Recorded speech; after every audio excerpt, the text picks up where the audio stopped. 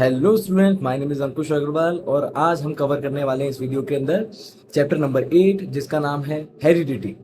तो स्टार्ट करते हैं। टॉपिक जो भी हम कवर करने वाले हैं वो देखो आपके क्या है। वो पहला हम पढ़ेंगे बेसिक्स ऑफ हेरिडिटी, यानी इसके अंदर कुछ ऐसी डेफिनेशन देखे जाएंगे जो कि आपके आगे काम आने वाली। ठीक है। इसके बाद देखा जाएगा इसमें मेंडल के एक्सपेरिमेंट, जो भी मेंडल ने आपके एक्सपेरिमेंट किए थे यहाँ पे, है ना, उनकी स्टडी करेंगे हम। फिर उसके बाद पढ़ेंगे सेक्स डिटर्मिनेशन। ठीक है। तो ये आपकी चीजें हम कवर करने वाले हैं पूरे चैप्टर के अंदर। चलो स्टार्ट करते हैं। बेसिक ऑफ हेरिडिटी, पहले तो देखेंगे भाई हेरिडिटी होती क्या है ना। तो ये वाली चीज है द ट्रांसफर ऑफ ट्रेड। देखो डेफिनेशन देखते हैं पहले। The transfer of trades from one generation to the next generation, है ना। यानी क्या होना भाई, ट्रेड्स का यानी आपके जितने भी गुण हैं, लक्षण हैं, उनका क्या होना, ट्रांसफर होना एक जनरेशन से दूसरी जनरेशन के अंदर। उसे ही क्या बोला जाता है बेटा, हेरिडिटी बोला गया है ना। उस टर्म को ही क्या नाम दिया है यहाँ पे, हेरिडिटी नाम दिया है। अब यहाँ पे देखो फंक्शनल यूनिट क्या बोली गई है। फंक्शनल यूनिट दिख रहा है आपको, जीन्स है भाई। जीन्स ही आपकी क्या होती है, फंक्शनल यूनिट है, जो कि क्या होती है भाई, ट्रांसफर हो रही है। ठीक है। और ये कैरेक्टर्स को क्या करती है, ट्रांसफर करती है ऑफस्प्रिंग के अंदर से। यानी जितने भी आपके क्या होंगे, बच्चे होंगे, उनके अंदर ट्रांसफर होता रहेगा। देखो चलता रहा, हमारे मम्मी पापा से हमारे अंदर भी तो बहुत सारे कैरेक्टर ऐसे हैं जो कि सिमिलर होते हैं और जो कि ट्रांसफर होकर उनसे आए हैं, है ना। उनके अंदर उनके मम्मी पापा से आए होंगे। तो ये आपका क्या चलता रहता है भाई, ट्रांसफर चलता रहता है। ये चीजें है ना। Genes are short stretches of DNA that code a specific protein और RNA। यानी आपके जीन्स क्या होते हैं भाई, ये बेसिकली अगर बोला जाता है स्ट्रेचेस यानी सेगमेंट्स हैं डीएनए के, है ना, जो कि क्या करते हैं, इंफॉर्मेशन कैरी करने का काम करते हैं, है ना। इनके पास क्या होती है, सारी इंफॉर्मेशन भाई, आंखों का कलर क्या होगा, बालों का कलर क्या होगा, है ना। ऐसी सारी चीजें हैं, जितने भी आपके गुण हैं वो इन्हीं के पास हैं। ये चीज है। देखो नोट में क्या है, genetics is the branch of biology. यानी जेनेटिक्स क्या है भाई, बायोलॉजी की एक ऐसी ब्रांच है जिसके अंदर स्टडी किया जाता है। किस किस का स्टडी कर रहे हैं भाई, एक तो जीन्स के बारे में स्टडी की जाती है, हेरिडिटी के बारे में और वेरिएशंस के बारे में। ठीक है। तो ये सब सारी की सारी स्टडी जो कर रहे हैं हम किसके अंदर करते हैं भाई, जेनेटिक्स के अंदर। ठीक है। तो study of heredity, genes and variations, उसको क्या बोला गया है यहाँ पे, आपका जेनेटिक्स बोला गया है। ये वाली चीज है। इतना क्लियर हुआ भाई। आपको स्पीड अगर ज्यादा लग रही है तो भाई धीरे कर लेना। मैं 7.5 पे आप देख सकते हो, है ना, 0.5 पे आप। चलो आगे चलते हैं हम, इतना अगर क्लियर है तो। देखो आप हाउ डू ऑर्गेनिज्म रिप्रोड्यूस पढ़ के आते हो वहां पे चैप्टर, है ना। उसके अंदर क्या है भाई, है ना, उसके अंदर आपका आता है सेक्सुअल रिप्रोडक्शन के बारे में बता रहे हैं आपको, है ना। जितने भी आपके एक वर्ड आया है यहाँ पे वेरिएशंस, है ना। वेरिएशंस का मतलब क्या होता है पहले वो समझा देता हूँ आपको, क्योंकि यहाँ पे वही उसी से रिलेटेड है और कुछ नहीं है। तो वेरिएशंस क्या होते हैं भाई, बदलाव होते हैं जो कि एक जनरेशन से दूसरी जनरेशन में ट्रांसफर हो रहे हैं, मतलब है ना। जितने भी कैरेक्टर क्या होते हैं भाई, ट्रांसफर होते हैं, वो क्या लाते हैं भाई, चेंजेस लाते हैं। क्योंकि हमें पता है कि आधे कैरेक्टर हमें हमारी मम्मी से मिले हैं और आधे आधे कैरेक्टर कहाँ से आए भाई, पापा से मिले हैं हमें, है ना। तो ऐसे ही दोनों के मिक्सर से हम क्या बने भाई, मिक्सअप से बने हुए हैं, है ना। तो आधे क्रोमोसोम वहां से आते हैं, आधे क्रोमोसोम वहां से आते हैं। तो यानी आधी इंफॉर्मेशन वहां से मम्मी से और आधी इंफॉर्मेशन पापा से आ रही है आपके अंदर। तो ये है। तो ऐसे करके क्या होते हैं, वेरिएशन आपके जनरेट हो पाते हैं, है ना।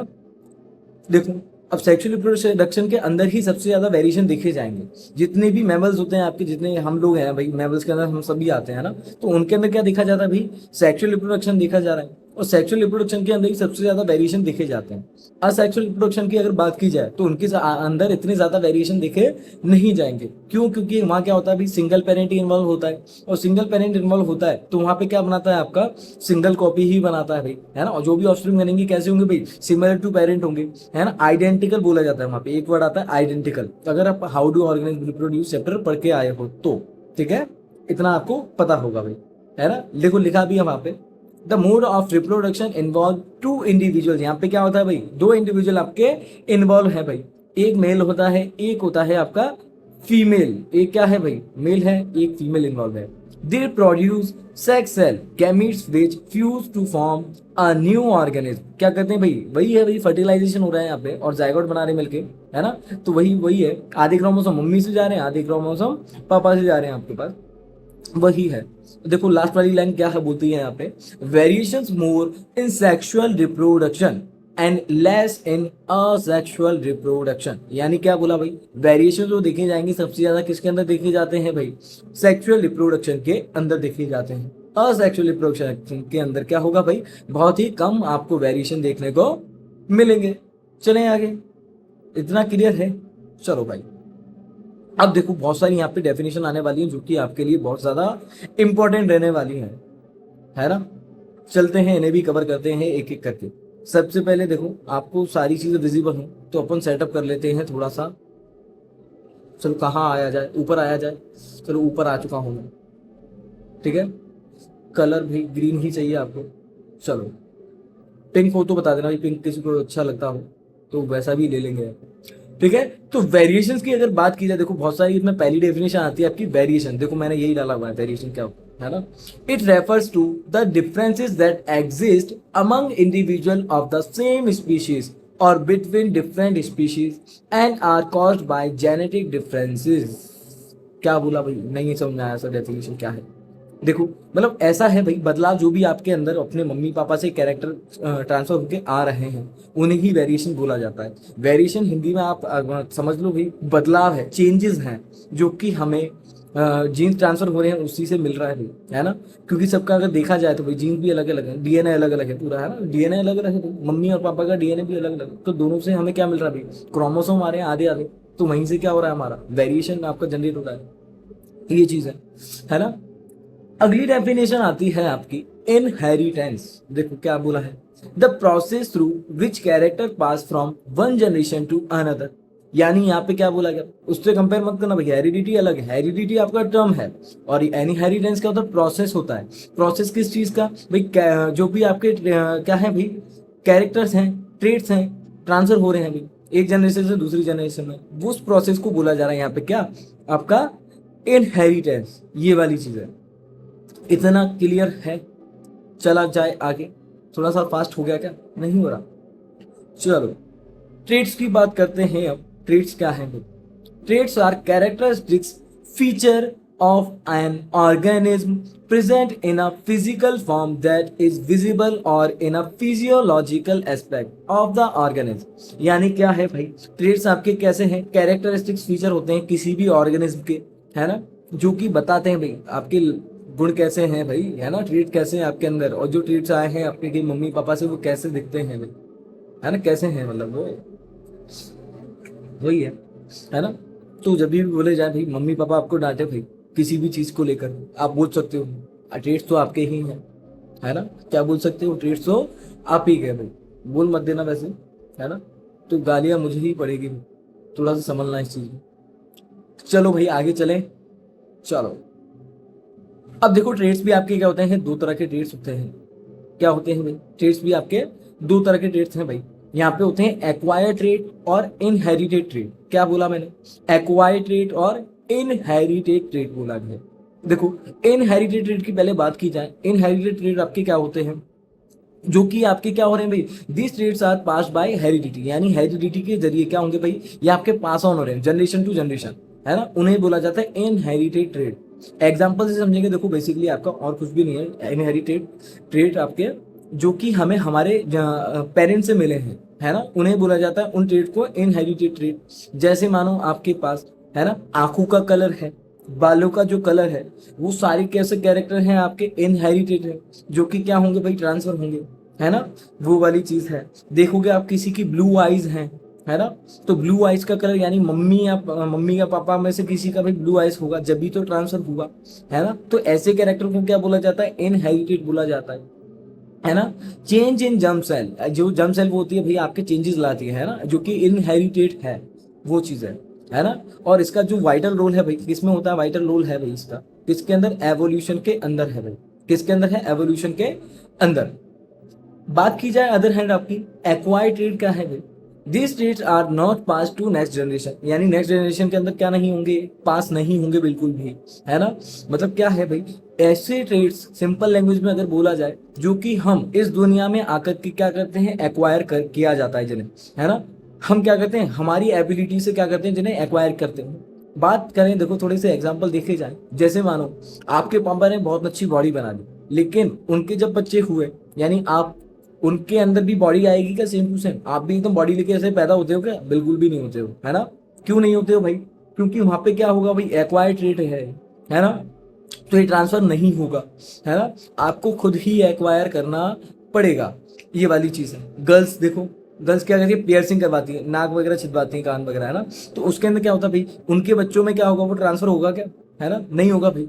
कैसा ट्रेट है वो भी एक्वायर्ड ट्रेट है आपके पास, है ना। तो ये चीजें क्या होती है, आपके एक्वायर्ड ट्रेट के अंदर आते हैं, है ना। जो इनका चेंजेस होता है भाई किसके अंदर, change in somatic cells. Somatic cells आपकी ऐसी होती हैं भाई जो कि जिनके अंदर जो ट्रांसफर नहीं है भाई, है ना, जो नॉर्मल सेल है भाई, वो उनको बोला जाता है सोमेटिक सेल्स।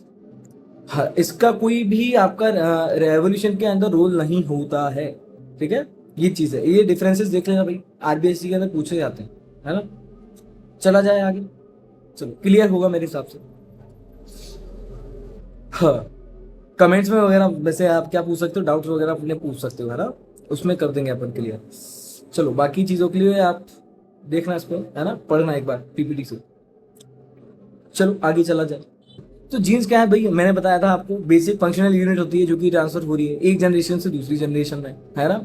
तो genes are the functional unit of heredity. क्या है भाई, हेरिडिटी की आपकी क्या है भाई, बेसिक फंक्शनल यूनिट है ये, है ना। क्या है भाई, बेसिक फंक्शनल यूनिट है which transfer characteristics from parent to their offspring. कैसे ट्रांसफर हो रही है भाई, पेरेंट से उनकी ऑफस्प्रिंग है, उनमें बच्चों में क्या हो रही है, ट्रांसफर होती जा रही है ड्यूरिंग रिप्रोडक्शन, ठीक है। ये चीज है। एवरी जीन कंट्रोल वन और several particular characteristics feature in living organism. यानी क्या बोला यहाँ पे, जो जीन है आपका कंट्रोल कर सकता है भाई एक या एक से ज्यादा भी, है ना, सेवरल पर्टिकुलर कैरेक्टर्स को क्या कर सकता है भाई, फीचर्स को कंट्रोल करता है यहाँ पे। देखो वही बेसिक बात अगर आती है आपकी जीन्स की, तो जीन्स कैसे देखने को मिल रहे हैं आपको, सेल देखोगे आप, सेल के अंदर क्या देखने को मिलता है, न्यूक्लियस देखने को मिलता है, और न्यूक्लियस के अंदर फर्दर आप देखोगे क्या देखने को मिलेगा आपको, क्रोमोसोम। क्रोमोसोम की भी भाई पूछा जाता है 2025 में सीबीएसई में पूछा गया, पता भाई, है ना। आपका सेट नंबर 3 था कोई तो, है ना, उसके अंदर आपका 5 मार्क्स का क्वेश्चन आया था, यहाँ पे केस बेस्ड क्वेश्चन आते हैं यहाँ से। तो फर्स्ट क्वेश्चन ही था उसका, व्हाट इज क्रोमोसोम। डायरेक्ट आपसे डेफिनेशन नहीं पूछी जाती है, हो सकता है आपका बंच ऑफ क्वेश्चन, एक क्वेश्चन के अंदर ही आपका 2-3 क्वेश्चन के अंदर ही ऐसे डेफिनेशन पूछ ली जाए, इसलिए हमें पढ़ना पड़ता है, ठीक है। हाँ जी, क्रोमोसोम क्या होता है भाई, थ्रेड लाइक स्ट्रक्चर है ना, जिन्हीं के ऊपर ही भाई डीएनए के आपके सेगमेंट प्रेजेंट होते हैं भाई, है ना। ये चीज है, इसके ऊपर देखोगे आपको डीएनए देखने को मिलेगा, और यहाँ पे क्या देखने को मिलेगा, फर्दर आपको जीन्स देखने को मिलते हैं यहाँ पे, ठीक है। आपके जीन्स क्या होते हैं, सेगमेंट ऑफ डीएनए है ना, ये चीज है। इतना क्लियर है, चले, ये चीज है भाई, चला जाए आगे। देखो नई डेफिनेशन आ चुकी है हमारे पास। एलील क्या होते हैं, नया वर्ड है सर हमारे लिए, है ना, हमने पहले ना है तो कभी देखा है ऐसा कुछ, ना ही सुना है, पहली बार सुन रहे हैं। एलील क्या है भाई, समझे एलील क्या है। देखो, one of the different form of a particular gene, यानी क्या बोला जा रहा है, जीन की ही एक पर्टिकुलर फॉर्म है जिसे बोला जा रहा है यहाँ पे एलील, ठीक है। Occupying the same position of on a chromosome, यानी आपके देखो एलील क्या है भाई, पहले मैं बता दूं आपको, ये जीन्स ही है भाई, है ना, आया पर्टिकुलर फॉर्म ऑफ जीन है। यानी जैसे आपका अलग अलग इन्फॉर्मेशन के लिए हो सकता है, जैसे मानो यहाँ पे दिया हुआ है टॉलनेस के लिए, कैपिटल टी आपका क्या होता है, responsible for tallness of plant, जैसे ले लिया हमने एक कैरेक्टर आपका, है ना। ये प्लांट्स की बात की जा रही है यहाँ पे अभी बेसिकली, ठीक है। वैसे ही हमारे अंदर भी कैरेक्टर्स होते हैं जिनके लिए आपका डोमिनेंट भी हो सकता है, रिसेसिव भी हो सकता है ना, वो है, वो अलग चीज। इससे एक एग्जांपल से समझते हैं इससे पहले। तो कैपिटल टी आपका एक एलील है जो कि रेस्पॉन्सिबल होता है टॉलनेस के लिए ऑफ प्लांट, प्लांट की टॉलनेस के लिए, ठीक है। अदर हैंड आपका स्मॉल टी एलील आता है जो कि रेस्पॉन्सिबल होता है for dwarfness of plant, plant की ड्वार्फनेस के लिए आपका जिम्मेदार है। तो ये तो एलील आपके कैसे हैं भाई, जो भी आपके डोमिनेंट होते हैं वो कैपिटल टी से आपके रिप्रेजेंट किए जाते हैं, है ना। और स्मॉल टी वाले कैसे रिप्रेजेंट किए जाएंगे, आपके रिसेसिव से किए जाएंगे, है ना। ये चीज आगे बढ़ते हैं हम। देखो आया समझ एलील आपको क्या है, ठीक है। सेम पोजीशन पे देखने को मिलेंगे हमें क्रोमोसोम के ऊपर, है ना। अब पर्टिकुलर फॉर्म है किसकी, जीन की, और इतना आप समझ लो, ठीक है भाई। वही है, देखो आपका अलग अलग बोल के ना बोल के, जैसे कि आपका कैपिटल टी बोलेंगे, स्मॉल टी, या आपके टॉलनेस के लिए जिम्मेदार है, डॉर्फनेस के लिए, तो उनको एक ही वर्ड नाम दे दिया जीन को, है ना। अलग अलग जीन ना बोल के एक ही नाम दे दिया यहाँ पे, एलील बोल दिया है, बस वही है ना, नया टर्म दे दिया इनको, और कुछ नहीं। देखो अब आते हैं आपके डोमिनेंट ट्रेट या डोमिनेंट एलील डेफिनेशन देखते हैं। The traits that express themselves in an organism in every possible combination and can be seen are called dominant trait। यानी क्या बोला डेफिनेशन से सर समझ में नहीं आया, ऊपर से चला गया हमारा, है ना। चलो आसान भाषा में समझाते हैं आपको क्या है। ऐसे ट्रेट्स होते हैं, ऐसे लक्षण जो आपके क्या होते हैं, विजिबल होते हैं, जिन्हें देखा जा सकता है, जो ही आपके शो होते हैं, उन्हें ही क्या बोला जा रहा है, डोमिनेंट ट्रेड बोला जा रहा है ना भाई। जिसकी चलती है वैसा ट्रेड जिसकी चलेगी भाई, है ना, तो उन्हें उसे बोला जा रहा है डोमिनेंट ट्रेड। जैसे अगर बात की जाए भाई, एक एग्जांपल देता हूँ आपको, कॉमन लाइफ वाला, मम्मी और पापा की लड़ाई हो जाए तो क्या होगा, हमें पता है कौन जीतने वाला है, मम्मी ही जीतेंगी भाई। मम्मी क्या है भाई, डोमिनेंट है वहाँ पे, क्या करेंगी, डोमिनेट करेंगी भाई वहाँ, तो मम्मी ही जीतने वाली है। तो वैसा है डोमिनेंट ट्रेड, ऐसे मान लो। अदर हैंड बात की जाए आपके रिसेसिव ट्रेड्स की, तो रिसेसिव ट्रेड क्या होते हैं भाई, a trade which is not express in the presence of a dominant trades, dominant allele या फिर is known as recessive trade. ऐसे ही क्या बोला जाता है भाई, रिसेसिव ट्रेड। यानी अगर मानो डोमिनेंट ट्रेड आपका आ चुका है, तो डोमिनेंट ट्रेड की प्रेजेंस में ये अपना अपना इफेक्ट शो नहीं कर पाएगा, इसे बोला जाता है रिसेसिव ट्रेड। ये चीज है, देख लो इसे एक बार आप, ठीक है, चला जाएगा फिर आगे। चले। फिनोटाइप और जीनोटाइप क्या होता है वो देखा जा रहा है। It refers to observable physical appearance of a given organism. यानी आपका क्या है भाई, फिजिकल अपीयरेंस है यहाँ पे, है ना। एक वर्ड बस इसे कॉमन कर लो आप, इसे देख लो, फिजिकल अपीयरेंस। यानी बाहर से देख रहे हैं भाई किसी भी चीज को हम, किसी भी ऑर्गेनिज्म को, तो बाहर से कैसा दिख रहा है भाई, है ना, उसे ही बोला जा रहा है भाई यहाँ पे फिनोटाइप। क्या बोलेंगे, फिनोटाइप, यानी फिजियोलॉजिकल कैरेक्टर को ही उसको देखा जा रहा है, यानी बाहर से कैसा दिखता है ऑर्गेनिज्म, है ना। जैसे अगर मानो कोई प्लांट की बात ले ली जाए, तो बाहर से अगर टॉल दिख रहा है वो आ जाएगा इसके अंदर, ड्वार्फ दिख रहा है, यानी बाहर से देख के बता सकते हो भाई किसी भी कैरेक्टर्स को आप, है ना, है ना, वो उन्हें बोला जाता है आपका फिनोटाइप बोला जाएगा। ये चीज है, हाँ जी, उन्हें बोला जाएगा। अब बात करते हैं जीनोटाइप की। जीनोटाइप के अंदर जस्ट इसका अपोजिट है भाई, इसके इंटरनल अपीयरेंस यानी genetic code responsible for any given phenotype, यानी जेनेटिक यानी इंटरनली अब देखा जा रहा है भाई, है ना, कि भाई कैसा है भाई, टॉल है तो टॉल भी कैसा है, प्योर टॉल है क्या, या तो हाइब्रिड तो नहीं है ना, मतलब उसकी प्योरिटी दिखी जा रही है ना। तो वो चीज है भाई। जैसे देखो यहाँ पे आपका ये जो कैपिटल टी वैसे लिया जाता है आपका, ये प्योर टॉल के लिए लिया जाता है। प्योर टॉल कैरेक्टर आता है प्लांट का, पी प्लांट का, है ना। पढ़ेंगे आगे, पी प्लांट के एक्सपेरिमेंट किए थे भाई मेंडल ने, उनको पढ़ेंगे डिटेल में। हाँ जी, जैसे स्मॉल टी ले लिया आपके एग्जांपल में, कैपिटल टी स्मॉल टी, ये भी इसी के अंदर आ जाएगा आपका, है ना, ये भी है भाई, है ना, ऐसे ही चलेगा आपको, ये जीनोटाइप के अंदर आ जाता है, ऐसे आपको बताना पड़ेगा।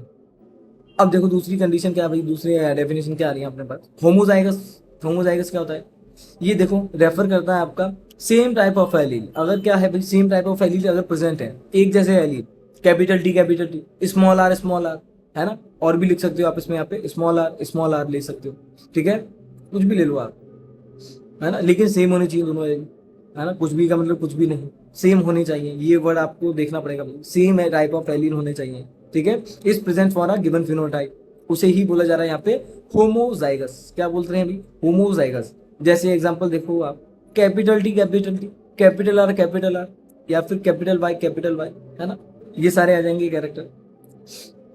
ये चीज है, देखो बताया तो मैं आपको, कैपिटल टी क्या टॉलनेस के लिए लिया जा रहा है ना, हाइट के लिए, सॉरी प्लांट के, है ना। कैपिटल आर आपका किसके लिए लिया जाता है भाई, राउंडनेस ऑफ सीड के लिए लिया जाता है ना। सब पढ़ने वाले हैं, आपके लिए थोड़ा सा स्ट्रेंज लग रहा होगा, है ना, आगे सारी चीजें काम आने वाली हैं आपको, ये वर्ड कहीं ना कहीं आप देखोगे आगे जाके। कैपिटल ये आपका सीड के कलर के लिए लिया जाता है बेसिकली, आपका ये वाला एलील ऐसे है। देखो अदर हैंड बात करी जाए, हेटेरोजाइगस क्या होते हैं, डिफरेंट टाइप ऑफ एलील, यानी आपके एलील कैसे हैं भाई, अब डिफरेंट टाइप है, इसके अंदर एक आएगा आपका डोमिनेंट, एक साथ में हो रहेगा आपका रिसेसिव रहेगा। अगर ऐसा कंडीशन है तो उसे बोल देंगे हम हेटेरोजाइगस। क्या बोलेंगे भाई, हेटेरोजाइगस बोल देंगे। और भी ले सकते हो जी आप, कैपिटल आर स्मॉल आर ले लो, है ना, और भी ले लो, कैपिटल वाई ले लो, कैपिटल वाई और स्मॉल वाई ले लो आप, ये आ जाएगा, ठीक है, ऐसा कुछ देख लो इसे एक बार आप, चला जाए फिर आगे। फिर देखो अब बात आती है, देखो हैप्लॉइड एंड डिप्लॉइड क्या है भाई। देखो कंडीशन, आप हैप्लॉइड कैसे बोल रहे हैं, देखो it contain only one set of chromosome, chromosome के अगर वन सेट प्रेजेंट है तो उसे बोला जाता है यहाँ पे हैप्लॉइड कंडीशन बोला जाएगा। देखो जैसे देखने को मिल रहा है आपका, ये क्रोमोसोम है आपका, मान लो इसी वन क्रोमोसोम है आपका ग्रीन वाला, रेड वाला क्रोमोसोम नंबर आपका 2 है, और ये येलो वाला 3 है। देखो सबके क्या है, सिंगल ही प्रेजेंट है, सिंगल है ना, सिंगल, डबल नहीं है भाई, ये भी तुम्हारी तरह सिंगल ही है ना, ये चीज है। हैप्लॉइड है तो इन्हें क्या बोला जाएगा, सॉरी हैप्लॉइड ही बोला जा रहा है, सिंगल है भाई, ये चीज है ना। अगर क्या है भाई, देखो जैसे ये वाला जो 1 वाला क्रोमोसोम हमने नाम दिया था, डिप्लॉइड वाली कंडीशन में क्या है भाई, डबल है। अगर double set of chromosome present है तो क्या बोल दिया उन्हें, डिप्लॉइड बोल रहे हैं। वैसे ही रेड का देखो आप, रेड में भी 2 हैं, 3 के भी भाई जोड़े में प्रेजेंट है भाई, है ना। ऐसा कुछ कंडीशन है, डिप्लॉइड की ऐसी होती है। डायग्राम देख लेना भाई, ये देख लेना, तो इन्हें बोला जाता है हैप्लॉइड और डिप्लॉइड कंडीशन, है ना। अब देखो जितने भी हमारे अंदर सेल्स हैं वो सारे के सारे डिप्लॉइड होते हैं, है ना। सारे के सारे कैसे होते हैं, डिप्लॉइड होते हैं। लेकिन जब आपका गैमीट फॉर्मेशन होना होता है तो ये गैमीट जो आपके बनते हैं वो कैसे होते हैं, हैप्लॉइड होते हैं। क्यों हैप्लॉइड होते हैं वो चीज भी सुनो आप, क्योंकि आगे जाके क्या बनना है उससे हमें पता है, जाइगोट बनना है। और जाइगोट से आगे जाके भाई क्या बनना है भाई, आपका एम्ब्रियो, एम्ब्रियो से फीटस वगैरह ही चलता रहेगा भी प्रोसेस, है ना। तो यहाँ पे क्या होगा, हैप्लॉइड होना जरूरी है, क्योंकि हैप्लॉइड हैप्लॉइड मिलके आपका क्या होगा, एक गैमेट आया आपका मम्मी से, एक गैमेट आया आपका पापा से, है ना। स्पर्म ओवम दोनों मिलके क्या बना रहे हैं भाई, डिप्लॉइड हो जाएंगे, है ना। तो वो वाली चीज है ना। तो गैमीट्स ही आपके क्या होते हैं, हैप्लॉइड होते हैं मेजरली, है ना। और डिप्लॉइड में क्या होगा कि जितने भी हमारे अंदर सेल्स हैं वो सारी की सारी कैसी डिप्लॉइड होती हैं, है ना। चला जाए आगे, बात की जाए देखो क्रोमोसोम की, ये से क्वेश्चन पूछा गया भाई, क्रोमोसोम क्या है, क्रोमोसोम से क्वेश्चन पूछा गया भाई, क्रोमोसोम से क्वेश्चन आपका पूछा गया है। चलो आगे देखो क्या है भाई, थ्रेड लाइक स्ट्रक्चर होते हैं ये, कैसे स्ट्रक्चर होते हैं, बहुत ही थ्रेड लाइक स्ट्रक्चर है भाई, है ना, जो कि बहुत ही हाईली कॉइल्ड होते हैं, यानी घुमे हुए होंगे, देखो, है ना। अंदर दिख रहा होगा आपका धागा लाइक स्ट्रक्चर, है ना। तो ये चीज है ना। Found in the cell nucleus that carry genetic information, भाई क्या कैरी करता है भाई, जेनेटिक इंफॉर्मेशन को कैरी करके रखता है in the form of DNA and protein. Chromosome के अंदर क्या है भाई, डीएनए और प्रोटीन है, जो कि हमारी जितनी भी इंफॉर्मेशन है जेनेटिक उसको कैरी करके रखेगा फिर, है ना। इसके स्ट्रक्चर देख लेना भाई, ये से टीलोमियर बोला जाता है, इसके एंड को, है ना, आपके क्रोमोसोम के एंड को क्या बोला जाता है भाई, टीलोमियर बोला जा रहा है। इसमें सेंटर है भाई, ये देखो इसे सेंट्रोमियर बोला जाता है। ये आपका थ्रेड लाइक स्ट्रक्चर जो दिख रहा है आपको क्रोमेटिड बोलते हैं इसे, है ना। ये टीलोमियर बाकी वापस, है ना, जो ये शॉर्ट आर्म लॉन्ग आर्म, है ना, ये आपके वर्ड ज्यादा काम के है नहीं, है ना। आपको ये पता होना, सेंट्रोमियर वगैरह क्रोमेटिड वगैरह तो आपके जरूरी है, ये देख लेना। चलो बस इतना आता है आपको, चलो मजा है भाई, है ना। ये सारी डेफिनेशन याद कर लेना अच्छे से, मजा आ जाएगा, ठीक है। बस ये फील लेते जाओ आप, फील लेते जाओ। तो अब बात की जाती है मेंडल के एक्सपेरिमेंट की, जो इन्होंने पी प्लांट के ऊपर किए थे। इनका जो पूरा नाम देखा जाता है ग्रेगर जॉन मेंडल देखा जाता है, जीजे मेंडल भी इन्हें कहते हैं। इनका जो जन्म था भाई 20 जुलाई 1822 में इनका जन्म हुआ था, और इनकी जो डेथ देखी जाती है 1884 में देखी जाती है। मेंडल ने जो अपनी एजुकेशन अपनी हासिल की थी वो मोनेस्ट्री से की थी। मोनेस्ट्री बेसिकली आपकी वही होती है जिनके अंदर मॉन्क वगैरह रहते हैं, है ना। फिर इसके बाद क्या करते हैं, अपनी हायर एजुकेशन के लिए एक यूनिवर्सिटी चले जाते हैं जिसका नाम था यूनिवर्सिटी ऑफ वियना। यहाँ से अपनी हायर एजुकेशन कंप्लीट करते हैं। वहां पर एक एग्जामिनेशन हुआ करता था आपका टीचिंग सर्टिफिकेट के लिए, उसको ये देते हैं, लेकिन उसके अंदर ये पास नहीं हो पाते, फेल हो जाते हैं। लेकिन ये चीज इनकी उत्सुकता को कम नहीं करती है, साइंस की उत्सुकता को कम नहीं कर पाती है, जिससे क्या करते हैं भाई, ये वापस मोनेस्ट्री के अंदर आते हैं और क्या करते हैं, ग्रोइंग पीस, यानी आपके क्या करेंगे भाई, स्टार्टेड करते हैं पीस को उगाना, है ना। पीस की खेती करना, गार्डन पी होती है आपकी, उसको उगाना चालू कर देते हैं। ऐसी बात नहीं है कि आपके इनहेरिटेंस के एक्सपेरिमेंट इनसे पहले भी किए गए थे, है ना। तो लेकिन यही सफल क्यों हो पाए, इनमें ऐसा क्या था, इनके एक्सपेरिमेंट में ऐसा क्या रहा, तो वो चीज देखेंगे हम। मेंडल जो थे भाई, इनके पास साइंस और मैथमेटिक्स बैकग्राउंड की दोनों की नॉलेज थी। इन्होंने क्या किया, इन दोनों नॉलेज को क्या करा, ब्लेंड करा अपने एक्सपेरिमेंट में, और अच्छे से इन चीजों को यूज किया और ऑब्जर्वेशन किया। इस वजह से ये भी एक कारण बनता है इनका, ये भी एक कारण है जिससे ये सफल हो पाए वहां पे। अब क्या होता है भाई, 1884 में क्या हो जाती है, इनकी डेथ हो जाती है। क्रॉनिकल डिजीज थी, किडनी डिजीज, जिससे इनकी डेथ हो जाती है। और जितने भी इनके एक्सपेरिमेंट थे, इन्होंने क्या किया, उसके ऊपर 3 लॉ दिए थे अपने, जिन्हें बोले जाते हैं लॉ ऑफ इनहेरिटेंस। पहला लॉ आता है आपका law of dominance, second law था आपका इनका law of segregation, and third law था इनका लॉ ऑफ इंडिपेंडेंट असॉर्टमेंट। ये 3 लॉ इन्होंने दिए थे अपने एक्सपेरिमेंट के बिहाफ पे। जो भी इनके एक्सपेरिमेंट थे, इनका टाइटल रखा इन्होंने हाइब्रिडाइजेशन ऑफ पी प्लांट, जिसे एक वहां पे जर्नल चलता था, उसके अंदर ये पब्लिश कर देते हैं। उस जर्नल का नाम था आपका, मैगजीन वगैरह होती है आपकी उसके अंदर, तो आपका उस जर्नल का नाम था वहाँ पे the Brunn society of natural history, जिसके अंदर ही पब्लिश कर देते हैं। अब पब्लिश करने के बाद होता क्या भाई, वहाँ जितने भी साइंटिस्ट थे और जितने भी लोग थे उन्होंने इनके एक्सपेरिमेंट पे ध्यान नहीं देते हैं, जिससे बहुत ही ज़्यादा दुखी हो जाते हैं वहाँ पे। लेकिन ये अपनी उत्सुकता को जब भी कम नहीं करते हैं। जब भी इन्होंने एक्सपेरिमेंट किया, आपके लगभग 7 सालों तक एक्सपेरिमेंट किए थे इन्होंने, 1856 से लेकर 1863 तक इनके एक्सपेरिमेंट देखे जाते हैं। तो ये चीज़ रहा। लेकिन 1884 में इनकी डेथ होने के बाद भी इनका कोई ध्यान नहीं देता है ना। 1884 में इनकी डेथ हो जाती है। फिर आता है आपका 20th सेंचुरी 1900, जिसके अंदर क्या होता है, 3 साइंटिस्ट आते हैं जिनके नाम थे Hugo de Vries, Carl Correns and von Tschermak. क्या करते हैं 1900 में ये मेंडल के एक्सपेरिमेंट की रीडिस्कवरी करते हैं और इन्हें इनका सम्मान दिलवाते हैं। इन्होंने देखा कि भी तीनों साइंटिस्ट ने कि जितने भी एक्सपेरिमेंट मेंडल के द्वारा किए गए थे क्या थे, बिल्कुल ही सही एक्सपेरिमेंट थे और बहुत ज्यादा वो प्रिसाइज थे। ये चीज है। तो ये मेंडल की कहानी थी आपकी, ये देख लेना आप, ठीक है, इसको पढ़ लेना एक बार आप। चलते हैं आगे थोड़ा सा, चलो ये कुछ दिया हुआ है, थोड़ा सा मैं इधर आ जाता हूँ। देखो, इसीलिए इनको बोला जाता है फादर ऑफ जेनेटिक्स। आपका जो टर्म दिया था आपका जेनेटिक्स, वो दिया था विलियम बेटसन ने। टर्म किसने दिया था, विलियम बेटसन ने। और फादर ऑफ जेनेटिक्स जिसे बोला जाता है उनका नाम है ग्रेगर जॉन मेंडल। ये आपको याद रखना है। 1856 से लेकर 1863 तक इन्होंने एक्सपेरिमेंट किए थे, ये याद रखना। पहला लॉ आता है आपका law of dominance, law of segregation and law of independent assortment देखा जाता है। ये 3 लॉ थे इनके। अब बढ़ते हैं आगे थोड़ा सा। ये देखो, अब 7 कैरेक्टरिस्टिक्स ऐसे लिए इन्होंने जिनके ऊपर इन्होंने क्या किया, स्टडी किया था, डीप स्टडी किया था। एक बार में एक ही कैरेक्टर को लेते थे और स्टडी करते थे डीप, और उनके ऊपर क्या करते थे, ऑब्जर्वेशन किया करते थे। पहला जिसके अंदर कैरेक्टर आता है आपका, देखो जैसे सीड का शेप ले लिया इन्होंने, ये कैरेक्टर हैं सारे, ये सारे के सारे क्या है भाई, कैरेक्टर हैं जिन पे इन्होंने क्या किया था, स्टडी किया था। जैसे आपका सीड का शेप ले लिया, पहला क्या लिया भाई, सीड का शेप लिया। अगर सीड का शेप अगर राउंड है तो उसे डोमिनेंट कह दिया इन्होंने। डोमिनेंट रेट हम पढ़ के आए कैसा है भाई, ज्यादातर इन्हें जो सीड मिले थे कैसे थे, राउंड थे, तो इन्होंने क्या ले लिया, डोमिनेंट ले लिया ऐसा आपको। फिर आया रिंकल्ड, अगर सीड आपके रिंकल्ड है यानी झुर्रीदार सीड है तो उन्हें रिसेसिव बोल दिया गया। अगला लिया इन्होंने सीड का कलर, येलो है तो डोमिनेंट बोला, ग्रीन है तो रिसेसिव बोल दिया इन्होंने। पॉड का शेप यानी फली का शेप कैसा है, अगर फुली हुई है तो उसे डोमिनेंट ले लिया। क्यों, क्योंकि आपकी जितनी भी फलियां थी ज्यादातर कैसी मिल रही थी, वहां पे फुली हुई मिल रही थी, इसलिए इन्होंने क्या लिया, उसे डोमिनेंट ले लिया था यहाँ पे। अगर कॉन्स्ट्रिक्टेड है यानी पिचकी हुई है तो उन्हें बोल दिया इन्होंने रिसेसिव। ऐसे इन्होंने क्या किया, फर्दर आपके 7 कैरेक्टरिस्टिक्स पे क्या किया, स्टडी किया था। ये चीज है, पॉड का कलर, फ्लावर का कलर और फ्लावर की लोकेशन या पोजीशन, प्लांट का साइज यानी प्लांट की लेंथ, प्लांट की लंबाई, ये लिए थे इन्होंने। फ्लावर देखो आप, फ्लावर अगर पर्पल कलर के हैं आपके पास तो उन्हें डोमिनेंट कह रहे थे, क्योंकि ज्यादातर जो आपके पी प्लांट के अंदर देखे जाते हैं फ्लावर वो कैसे थे, पर्पल थे। अगर व्हाइट है तो रिसेसिव ट्रेट बोल दिया उन्हें।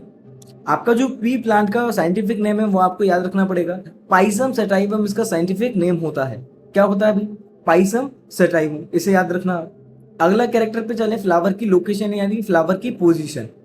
अगर एक्साइल है यानी एक्साइल पोजीशन का मतलब देखो क्या होता है, अगर पत्ती के पास में लगा हुआ है, टॉप पोजीशन नहीं, पत्ती के अगर पास में बीच में लगा हुआ है कहीं पे तो उसे बोला जाता था एक्साइल पोजीशन, तो उसे क्या ले लिया इन्होंने, डोमिनेंट ले लिया। अगर टर्मिनल पोजीशन पे लगा हुआ है यानी मतलब टॉप पे लगा हुआ है तो उसे बोला रिसेसिव।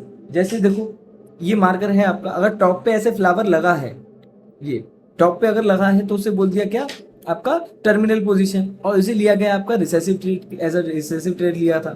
बात करें प्लांट की साइज यानी प्लांट की लेंथ, अगर प्लांट आपका टॉल है तो उसे डोमिनेंट ट्रेट ले लिया था इन्होंने, और ड्वार्फ है तो रिसेसिव ट्रेट बोल दिया था। ये ऐसे 7 कैरेक्टर थे जिनके ऊपर मेंडल ने क्या किया था, स्टडी किया था। तो ये आपको याद रखने पड़ेंगे। क्वेश्चन आपका कोई भी आपको क्या करेगा, 2 कैरेक्टर देके आपसे डोमिनेंट ट्रेट और रिसेसिव ट्रेट पूछ लेगा, तो ऐसे क्वेश्चन यहाँ से आ सकते हैं। आरबीएससी और सीबीएसई दोनों के अंदर पूछे जाते हैं, ये देख लीजिएगा आप। बहुत ही ज्यादा इंपॉर्टेंट टेबल है आपकी जिसे आपको लर्न करना है। अब चलते हैं आगे, इसे पॉज करके आप देख लेना अच्छे से, ठीक है। अब आते हैं भाई, हाँ जी, why did Mendel choose pea plant, Mendel ने मटर का पौधा ही क्यों चुना, वो क्वेश्चन आता है आपका, ये पूछा जाता है आरबीएससी के अंदर, ज्यादातर थ्योरी के अंदर बहुत पूछा जाता है, ठीक है। तो मेंडल ने क्या किया भाई, मटर का पौधा ही क्यों चुना, वो चीजें देख रहे हैं हम। Mendel choose to work pea plant because they have easily identifiable, trades यानी क्या है भी, इन्हें आसानी से देखा जा सकता है, आसानी से आइडेंटिफाई किया जा सकता है। जितने भी 7 कैरेक्टर अगर आप देखते हो, सीड का शेप देख लो, आप सीड का कलर देखोगे, पॉड का शेप, पॉड का कलर, फ्लावर की लोकेशन आप आंखों से देख के बता सकते हो, है ना। तो आसानी से क्या है ये आइडेंटिफाई कर सकते हैं इन ट्रेड्स को हम, कोई भी एक्स्ट्रा इक्विपमेंट की जरूरत नहीं है ना। तो एक कारण ये था इनका चूज करने का पी प्लांट को। पी प्लांट ग्रो क्विकली, देखो अगला पॉइंट क्या बोलता है आपका कि पी प्लांट जो होता है बहुत ही आसानी से ग्रो हो जाता है। हमें भी पता है आपका, मतलब इनकी जो जनरेशन है बहुत ही आसानी से देखी जा सकती है और ऑब्जर्वेशन एक्सपेरिमेंट बहुत आसानी से किए जा सकते हैं। एक ये भी कारण था जिसकी वजह से मेंडल ने मटर का पौधा ही चुना। और शॉर्ट पीरियड ऑफ टाइम में क्या कर सकते हैं, बहुत ज्यादा से ज्यादा एक्सपेरिमेंट कर सकते हैं, यानी टाइम की भी बहुत ज्यादा बचत होती है वहां पे। तो इसलिए उन्होंने क्या किया भाई, पी प्लांट को ही चुना। Mendel also use P plant because they can either self pollinated और भी क्रॉस पॉलिनेटेड। जो आपके पी प्लांट के फ्लावर होते हैं कैसे होते हैं, बाइसेक्सुअल, यानी इनके अंदर एक ही फ्लावर के देखोगे आप, एक ही प्लांट के अंदर मेल भी आपको रिप्रोडक्टिव पार्ट देखने को मिलेगा और फीमेल रिप्रोडक्टिव पार्ट भी देखने को मिलेगा। तो यहाँ पे क्या हो सकता है आपका, सेल्फ पॉलिनेशन भी आसानी से हो सकता है और क्रॉस पॉलिनेशन भी आसानी से हो सकता है। तो ये बहुत अच्छा रीजन था भाई इनका, जिससे क्या किया उन्होंने पी प्लांट का चुना भाई। तो ये देख लेना, ये बहुत ज्यादा इंपॉर्टेंट है, ये पूछा जाता है। तो ये कारण थे। अगला चलते हैं हम, देखो what did Mendel do. Mendel ने ऐसा क्या किया जिससे वो सक्सेसफुल रहा। Mendel use a number of contrasting visible character of garden tree. जितने भी उसके कैरेक्टर थे अगर आप देखो, सातों के सातों कैरेक्टर ऐसे थे जो आंखों से विजिबल है ना, आंखों से देख के बता सकते हो आप। तो ये वाली चीज थी एक। तो he took plant with different characteristics, a tall plant and a short plant produce progeny by crossing them। क्या किया इन्होंने, जब इन्होंने देखा कि भाई जब टॉल प्लांट का क्रॉस शॉर्ट प्लांट के साथ किया जाता है तो जितने भी आपके F1 जनरेशन आती है, यानी जो अगली जनरेशन आती है यहाँ पे, वो कैसी होती है भाई, सारे के सारे प्लांट उसके अंदर टॉल होते हैं। तो वहां से भी इन्हें क्यूरियोसिटी जगी कि ये एक्सपेरिमेंट हो रहा है तो कैसे हो रहा है भाई, ये चीज कैसे हो रही है ना, ये कैरेक्टर जो आ रहे हैं कैसे ट्रांसफर हो गए। तो यहाँ से भी इनकी क्यूरियोसिटी आती है। Produce progeny bye crossing them, इन्होंने क्रॉस करवाया and calculated the percentage of tall और शॉर्ट प्रोजेनी। यहाँ पे देखो थोड़ा सा इन्होंने क्या किया था, मैथमेटिक्स का भी यूज किया, उनके परसेंटेज निकाले, यानी फिनोटाइपिक रेशियो और जीनोटाइपिक रेशियो इन्होंने कैलकुलेट किया यहाँ पे कि उनका फिनोटाइप क्या है, उनका जीनोटाइप क्या है। तो इस वजह से भी क्या हुआ यहाँ पे, थोड़े से ये सफल रह पाए। अब चलते हैं थोड़ा सा आगे, देखो अब आता है आपका मोनो हाइब्रिड क्रॉस। क्या आता है भाई, mono hybrid cross. Mono hybrid cross के अंदर क्या होता है, मोनो हाइब्रिड क्रॉस पहले वो देखने वाले हम।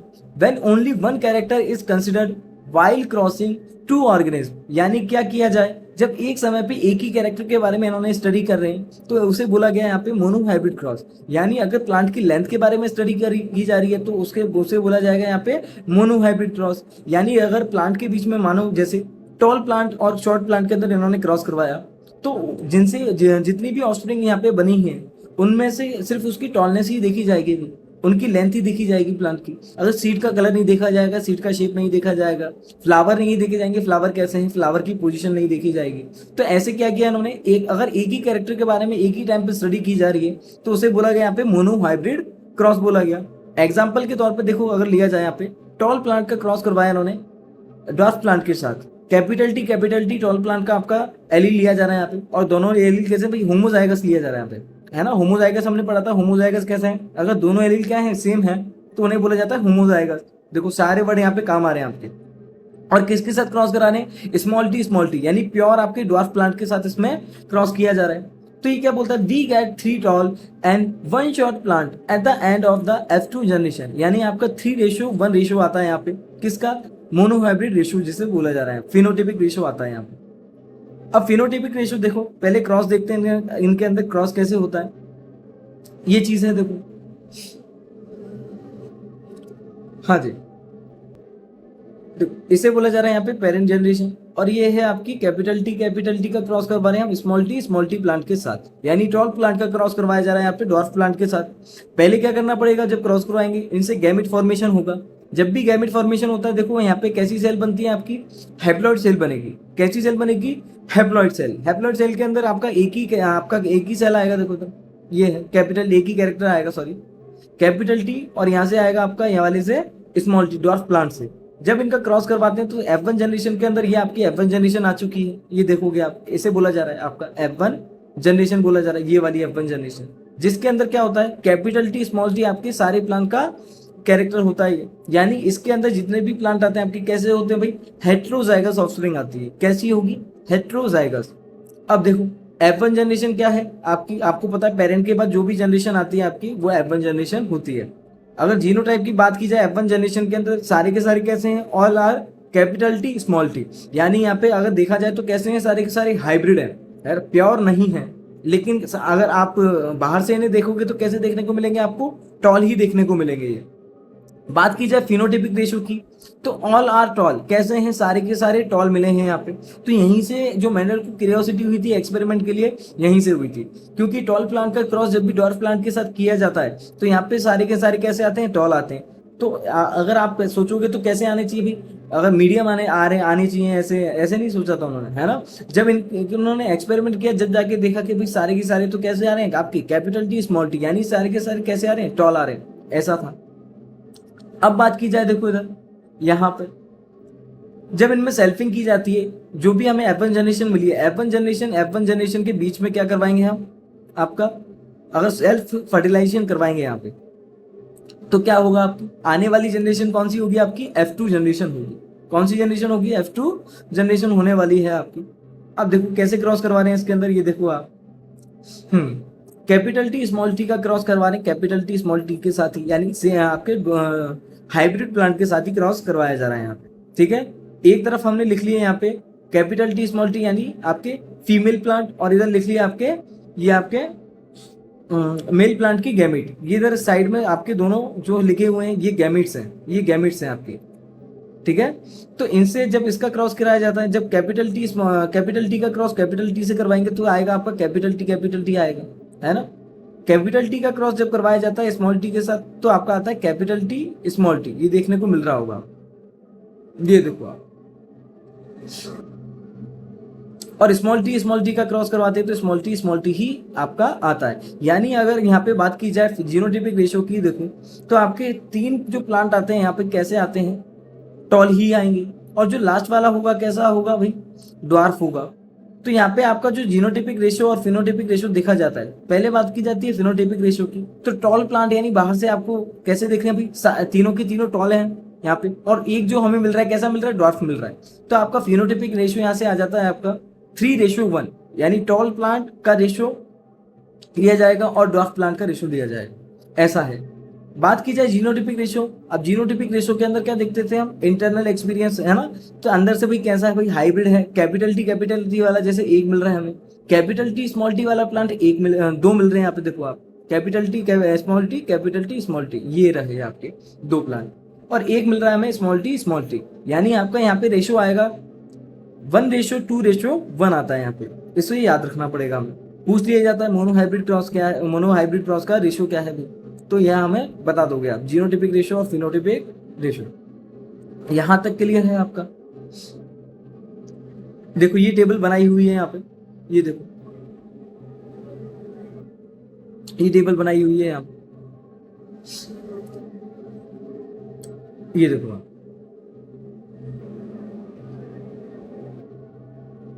इसका क्रॉस जब इसके साथ किया जाता है, ये मोनोहाइब्रिड ही बताया हुआ है आपको, ये टेबल बनती है। इधर गैमेट लिख लिया हमने, ये लिख लिया,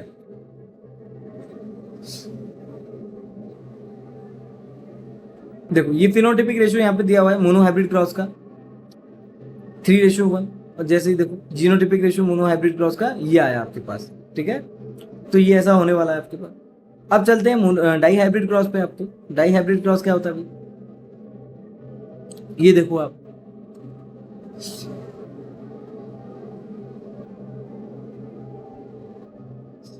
अब यहाँ पे क्या होगा भाई, एक समय पे हम 2 कैरेक्टर के बारे में स्टडी कर रहे हैं, जिसे बोला जाता है यहाँ पे डाई हाइब्रिड क्रॉस। यानी एक ही टाइम पे क्या करेंगे, 2 कैरेक्टर के बारे में अगर स्टडी की जा रही है, जो 7 कैरेक्टर लिए थे, अगर 2 कैरेक्टर को अगर देख रहा है साथ में, मेंडल ने देखा, तो उसे बोला गया यहाँ पे डाई हाइब्रिड क्रॉस। जैसे एग्जाम्पल ली जाते हैं आपके, जब राउंड एंड येलो प्लांट का क्रॉस किया जाता है आपके, ये सीड का कलर लिया भाई, सीड का कलर और सीड का शेप लिया गया है यहाँ पे एज अ कैरेक्टर, जिनका क्रॉस करवाया जा रहा है आपके रिंकल्ड और ग्रीन पी वाले प्लांट के साथ, ग्रीन पी और आपके रिंकल वाले प्लांट के साथ क्रॉस करवाया जा रहा है।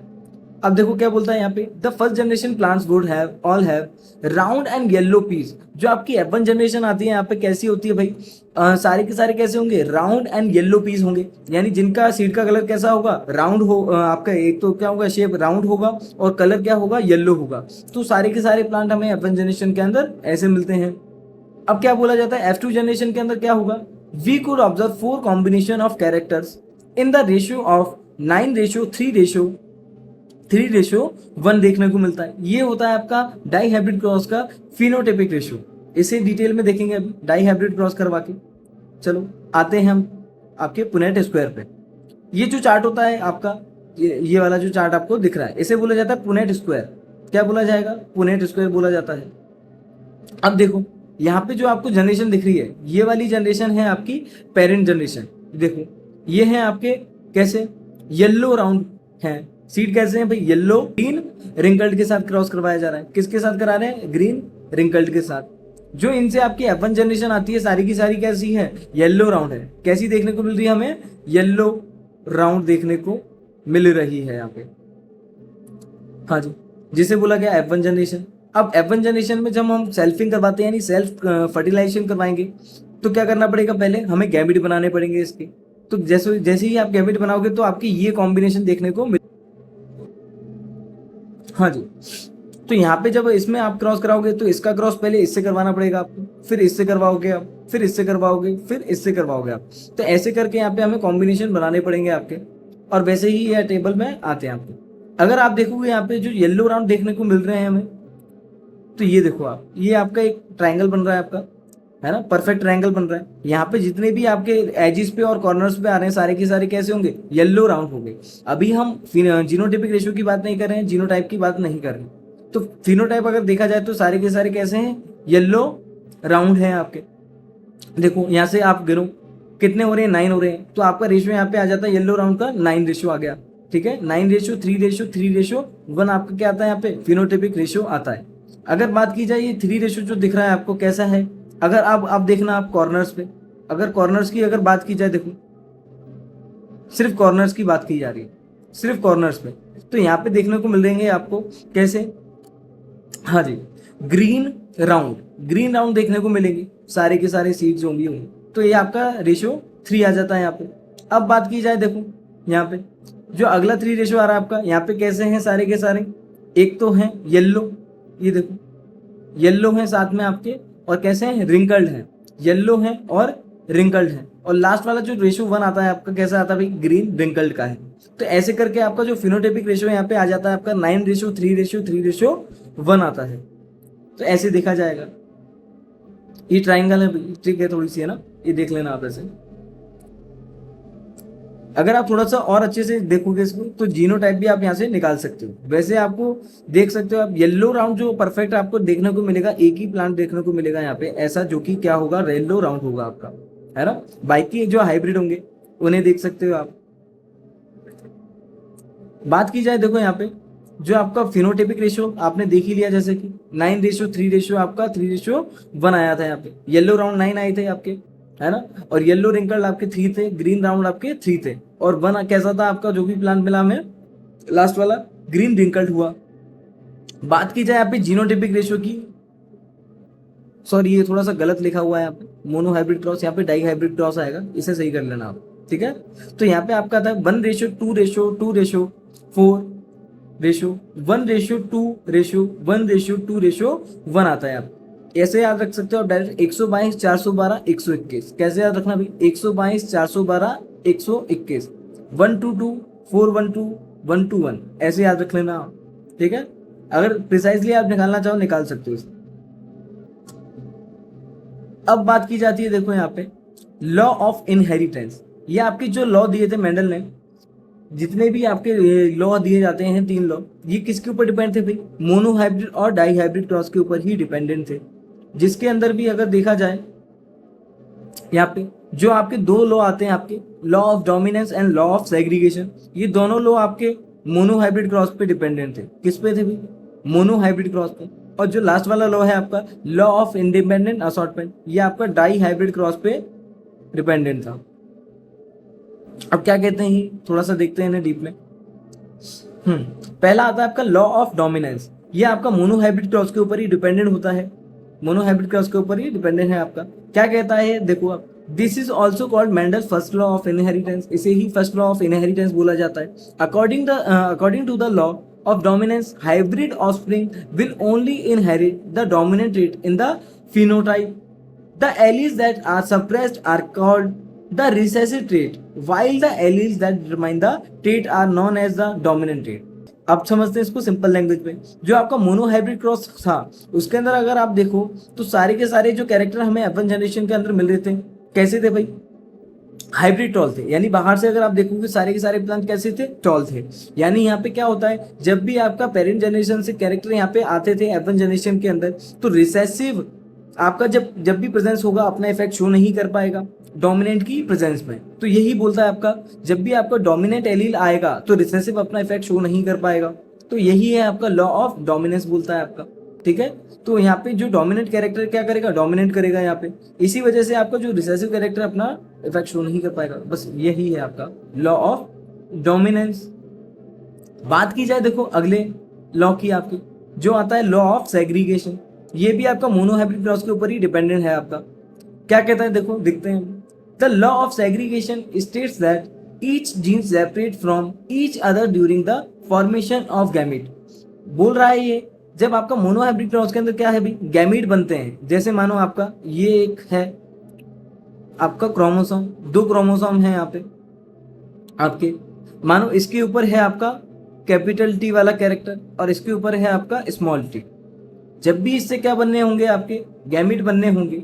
यहाँ पे गैमीट बनेगी तो कैसे बनेगी? एक के अंदर आएगा आपका कैरेक्टर कैपिटल टी, एक के अंदर आएगा आपका स्मॉल टी। यानी यहाँ पर जब भी आपके क्या बनेंगे? गैमीट बनेंगे तो क्या हो जाएंगे? वो सेपरेट हो जाएंगे, चाहे सेग्रीगेट हो जाएंगे, अलग अलग हो जाएंगे।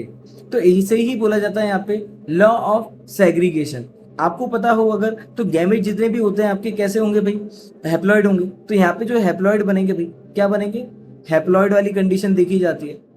और यहाँ पे जो कंडीशन है आपकी कैसी है? डिप्लॉइड देखी जाती है। कैसी देखी जाती है? डिप्लॉइड, ये वाली चीज है। तो क्या हो जाते हैं यहाँ पे? गैमीट जब भी फॉर्मेशन होगा मोनोहाइब्रिड क्रॉस में तो क्या हो जाते हैं? ये सेपरेट हो जाते हैं। इसे ही बोला जाता है यहाँ पे लॉ ऑफ सेग्रीगेशन, ये चीज है। अब चलते हैं हम आपके लॉ ऑफ इंडिपेंडेंट असॉर्टमेंट पे। ये क्या कहता है? डाई हाइब्रिड क्रॉस के ऊपर डिपेंडेंट होता है आपका इंडिपेंडेंट असॉर्टमेंट। क्या कहता है देखते हैं। Also third law of inheritance. The law of independent assortment states that the alleles of different genes are inherited independently within the organism that reproduce sexually।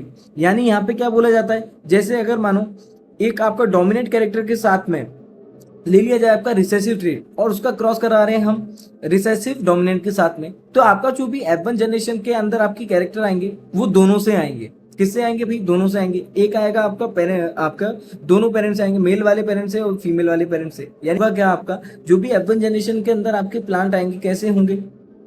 उसके अंदर कैरेक्टर दोनों के होंगे। एग्जाम्पल आप एनसीईआरटी के अंदर देख सकते हो आप, है ना, उसके अंदर बहुत अच्छे से दिया हुआ है। और ये क्या नहीं होते बेटा? One genes does not influence the allele received another gene। यानी एक दूसरे के ऊपर इनका क्या नहीं होता भाई? इफेक्ट शो एक दूसरे पे प्रभाव नहीं पड़ता है। इंडिपेंडेंटली क्या करते हैं? वो अलग अलग हो जाते हैं। ये चीज है, दोनों कैरेक्टर साथ में आएंगे, एक मेल पेरेंट से आपका, एक फीमेल से। यही कहता है आपका लॉ ऑफ इंडिपेंडेंट असॉर्टमेंट। हाँ जी। अब बात आती है आपकी सेक्स डिटर्मिनेशन की। सेक्स डिटर्मिनेशन होता क्या है देखो। In humans there are 23 pairs of chromosome in each cell। एक पर्टिकुलर एक सेल के अंदर कितने क्रोमोसोम देखे जाते हैं भाई? 23 पेयर्स क्रोमोसोम देखे जाते हैं, जिसके अंदर 22 पेयर्स ऑफ क्रोमोसोम कैसे होते हैं? सिमिलर होते हैं। मेल के अंदर भी सिमिलर देखे जाएंगे और फीमेल्स के अंदर भी क्या देखे जाएंगे? सिमिलर देखे जाएंगे, जिन्हें ही बोला जाता है ऑटोसोम्स। क्या बोला जाता है यहाँ पे? ऑटोसोम्स बोला जाता है। और बाकी के जो 23rd वाला पेयर आपका क्रोमोसोम होता है, इन्हें बोला जाता है सेक्स क्रोमोसोम। या तो बोलते हैं सेक्स क्रोमोसोम या फिर एलोसोम इन्हें कहा जाता है। ये ध्यान रखना आप। हाँ जी।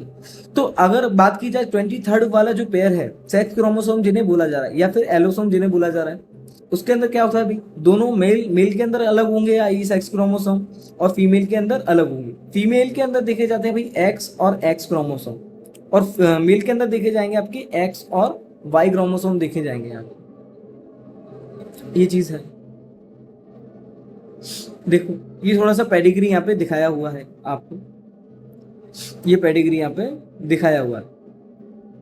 जैसे फादर के पास क्रोमोसोम है आपके एक्स और वाई, और मदर के पास होते हैं भी एक्स एक्स, यही होते हैं आपके सेक्स क्रोमोसोम जिन्हें एलोसोम बोल रहे हैं। ठीक है, पहले भी बताया आपको। अब इनसे जब क्रॉस करवा के देख रहे हैं भाई, कॉम्बिनेशन बना के इनका देखा जा रहा है, देखो आप, तो एक्स का इससे क्रॉस करवाएंगे तो क्या आएगा, एक्स एक्स आएगा यहाँ पे, और एक्स का एक बार फिर एक्स के साथ करवाएंगे तो क्या आएगा आपका, यहाँ पे देखो इधर ये वाला लिया हुआ है, एक्स एक्स आएगा।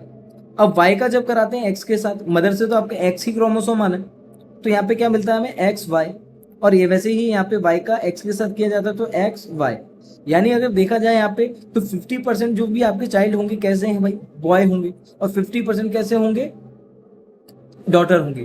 तो 50-50 रेशियो यहाँ पे आ जाता है। तो अगर आपसे अगर क्वेश्चन पूछा जाए, किसी पेरेंट के अगर 4 बच्चे हैं और चारों कैसे हैं भाई, लड़कियां हैं, और जो आपका 5th बच्चा होता है इनका लड़का होगा या फिर लड़की होगी, इसकी अगर आपसे प्रोबेबिलिटी पूछी जाए तो आपको बताना पड़ेगा भाई 50% ही इनकी प्रोबेबिलिटी होगी यहाँ पे। क्यों, क्योंकि देखो डॉटर भी हो सकता है, सन भी हो सकता है। कैसे पता चला हमें, एक्स वाई से जो कि क्रोमोसोम फादर का है, और एक्स एक्स जो कि मदर का क्रोमोसोम नंबर है यहाँ पे। ठीक है, तो फादर से अगर आपका एक्स आता है तो क्या होगा, आपका जो भी बेबी होगा वो कैसा होगा भाई, गर्ल ही होगा, है ना, डॉटर ही होगी। यानी अगर वाई क्रोमोसोम फादर से आता है तो क्या होगा, बॉय ही होगा यहाँ पे, है ना। क्यों, क्योंकि मदर से तो एक्स ही आना है आपका, मदर से क्या आना है, सिर्फ एक्स ही आना है। तो ये आप याद रखना, ठीक है, ऐसी वाली कंडीशन है आपके पास। तो पहले हुआ क्या करता था, मदर को ही जिम्मेदार बताया जाता था, लड़का लड़की होने के लिए, लड़का होने के लिए ये भी है ना। लेकिन हमें अगर यहाँ पे क्या पता चल चुका है कि भाई वाई क्रोमोसोम कहाँ से आता है, फादर से आता है। तो यानी जो लड़का होगा लड़की होगी किसके ऊपर डिपेंडेंट होता है, फादर के ऊपर डिपेंडेंट होता है। क्योंकि वेरिएशन जो यहाँ पे देखा जा रहा है भाई, अलग अलग जो देखे जा रहे हैं क्रोमोसोम किसके पास है, फादर के पास क्रोमोसोम है आपके, फादर के पास है दोनों, एक्स और वाई। अगर वाई आएगा तो आपका क्या हो जाएगा भाई, सन होगा, अगर एक्स आएगा तो डॉटर होगी, ऐसी वाली बात है।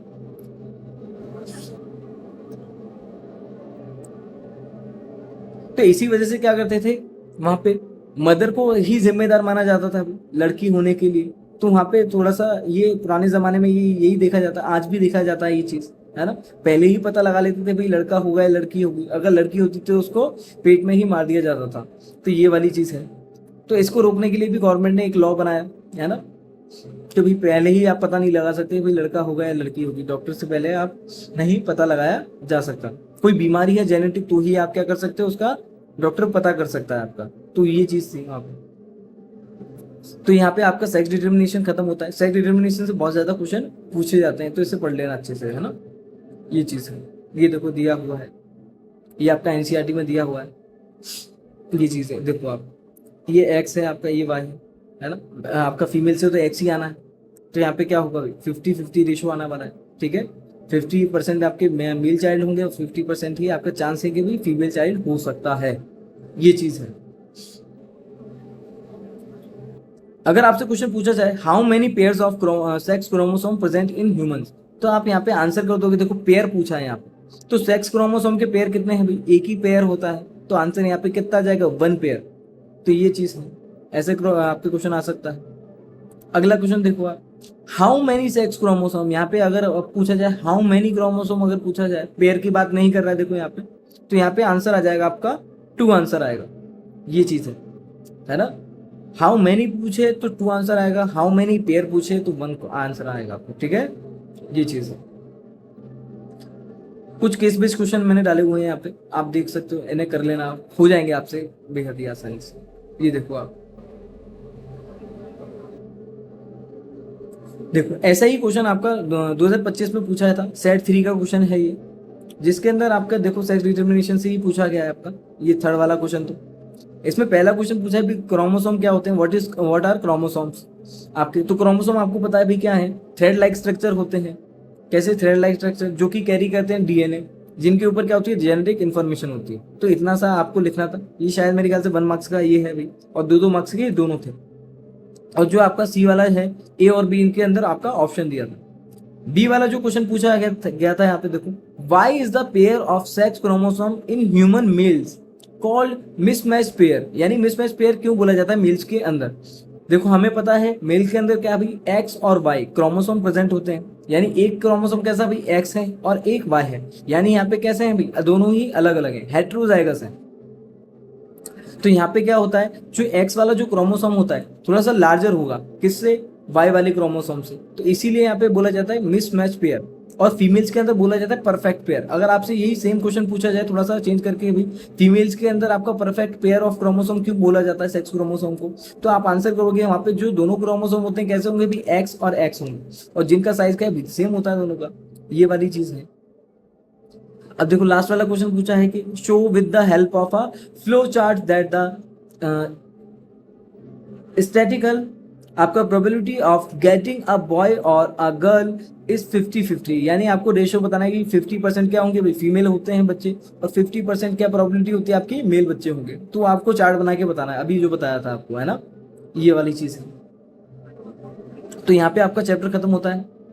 ये देखो बोला हुआ है यहाँ पे, है ना, ये आंसर दिया हुआ है, ये देख लेना आप, मिसमैच पेयर क्यों बोलते हैं, ये आंसर है, ठीक है। और ये यहाँ पे आपको दिया हुआ है, ये है आपका थर्ड वाले का, mention 2 example of animals where sex is not determined genetically like human beings, describe in brief the method of sex determination in these animals, यानी ऐसे जो एनिमल आपको बताने हैं भाई जिनमें क्या होता है सेक्स डिटर्मिनेशन आपका ह्यूमन से अलग होता है। तो यहाँ पे अगर देखो बात की जाए यहाँ पे, तो क्रोकोडाइल होते हैं आपके, क्रोकोडाइल, टर्टल वगैरह, इनके अंदर जो सेक्स डिटर्मिनेशन होता है थोड़ा सा प्रोसेस इनके अंदर अलग होता है। क्या प्रोसेस होता है वो देखते हैं। यहाँ पे टेम्परेचर से आपका सेक्स डिटरमाइन होता है। यहाँ पे जैसे 2 एनिमल आपके दिए हुए भी, क्रोकोडाइल और टर्टल का नाम ले सकते थे आप यहाँ पे, where sex is determined by the incubation temperature और द एग्स, यानी यहाँ पे क्या होगा, टेम्परेचर से डिसाइड होता है। क्या होता है जब भी ये अंडा देते हैं, ओवी पेरस होते हैं, आपको पता होगा, है ना, अगर नहीं पता तो मैं बताता हूँ, 8th क्लास के अंदर वैसे पढ़ के आते हैं आप, ओवी पेरस और वीवी पेरस, है ना।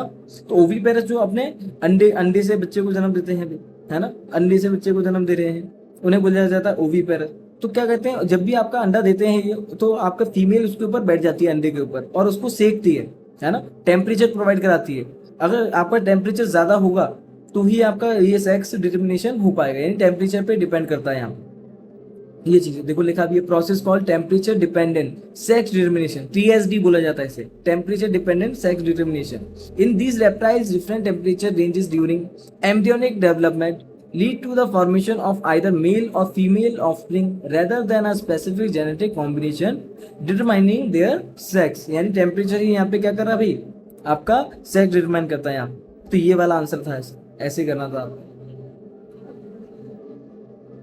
देखो तो यहाँ पे आपका चैप्टर समाप्त होता है। थैंक यू चैप्टर, अगर आप यहाँ तक आए हो तो ठीक है। अगर आपको वीडियो थोड़ी सी भी अच्छी लगी हो, इन्फॉर्मेटिव लगी हो, तो इससे क्या कर दीजिएगा, इसे लाइक और शेयर जरूर करना, ठीक है।